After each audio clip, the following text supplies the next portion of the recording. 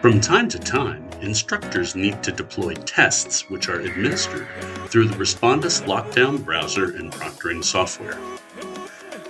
However, some students have accommodations through Wake Tech Disability Support Services, such as the need to have multiple applications open during the exam, or the need to have the test proctored in person by DSS staff. As you may know, Respondus is enabled at the test item level, and individual students cannot be exempted from the effects and capabilities of Respondus Lockdown Browser or Monitor. In this video, we are going to cover two solutions instructors can try when faced with this scenario: printing your exam and setting up a second instance of your exam. First, let's print an exam. Open your exam item and you will see a print button in the upper right corner of your test canvas. Select the print button. Please take note of the pop-up you see here with important information on answer keys and printing randomized test questions. An answer key will be printed, so make sure this is left out of the student's copy of the exam. Select Print again. In the upper right of this next screen, select the destination printer to which you would like to print. You can see here my default is set as Print to PDF. And this option can be helpful if you must share your test with other staff for them to print it at the testing location.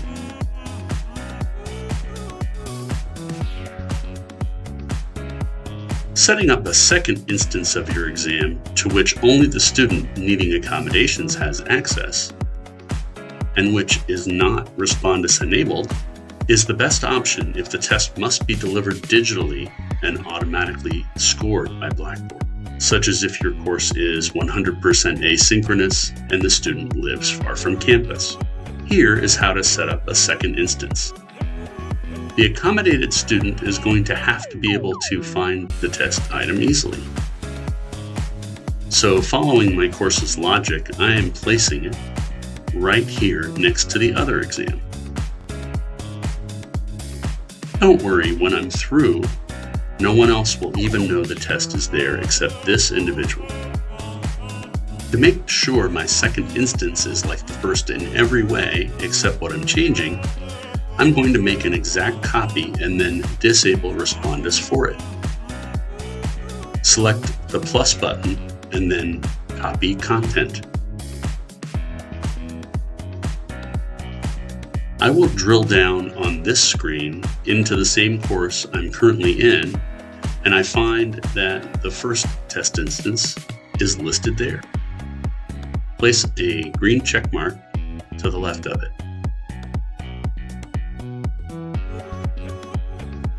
Select the Start Copy button in the lower right of this screen to copy the item.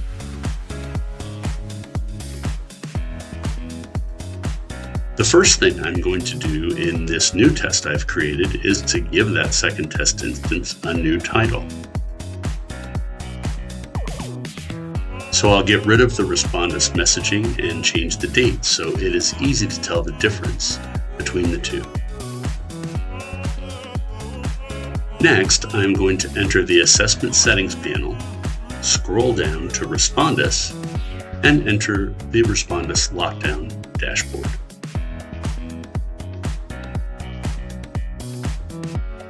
You'll notice my new instance is listed and that Respondus is currently enabled for it. So we're going to change that by entering the settings and not requiring Respondus for this exam. Select the Save plus Close button to complete this task.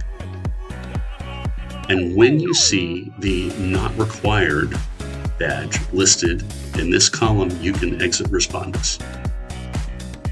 Back in the assessment settings for this new instance, you can make any other adjustments required for this student and hit Save. Now let's make it so that only my accommodated student can see this test item. In the upper right corner of your test editor screen, select the Availability drop-down menu, which is currently showing Hidden from Students and select the Release Conditions option. In this new panel that opens, we are going to create a new rule restricting access. Now, I had previously set this due date for this test as December 1st at 3:59 p.m. That due date is still the same for this instance, and I'm going to make the test available to my accommodated student, Donald Duck. Choose the specific groups or members option and choose Donald Duck from the list there. Place a check next to date/time and set a start and end time to the test's availability.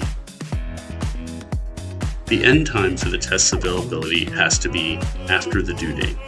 I'm going to make this show for the 3-hour window between 1 and 4 p.m., encompassing the time that the student is on campus taking this test at a DSS location. Bear in mind, this student is the only one who will see this test with the release condition rule in place, and they will not be able to access the test itself afterward except to see whatever results, feedback, or grades you wish to show. These things are set up in the assessment settings mentioned earlier in this video. The last step is to make sure a score for my accommodated student Donald Duck is not awarded for the Respondus-enabled version of the test. This is a particularly crucial step if you have enabled automatic zeros in your course. Let's go to the Gradebook to the Grades tab. For the first instance of this test, select the cell into which Donald Duck's grade would be displayed. This will bring up a speed menu. Choose Add or Edit Exemptions. This will slide in a panel from the right.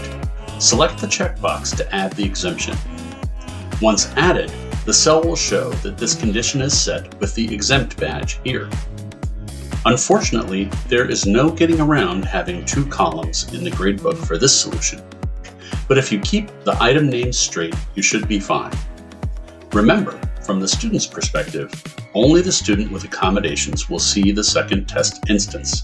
Other students will not. Now you are prepared to deploy a Respondus-free test experience for those who need it while maintaining test security for all your other students.